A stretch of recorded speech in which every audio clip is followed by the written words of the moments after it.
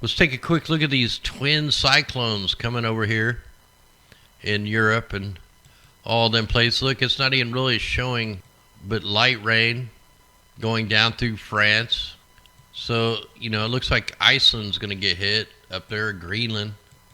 But, two twin cyclones are calling it coming in, and it's not going to hardly do anything. Let's go ahead. Here they are on the wind maps. This is at about 4,000 foot up. And we'll show you the spraying operations before that hit. See, they're actually all kind of going up, man. It's crazy what they're doing with the weather cycles. Twin monster cyclones rolling across the North Atlantic on Christmas Day. I looked at these weather patterns. They look horrendous, and we know they sprayed tons of aerosols, but it doesn't look like they're going to put a whole lot of rain off for the Europe.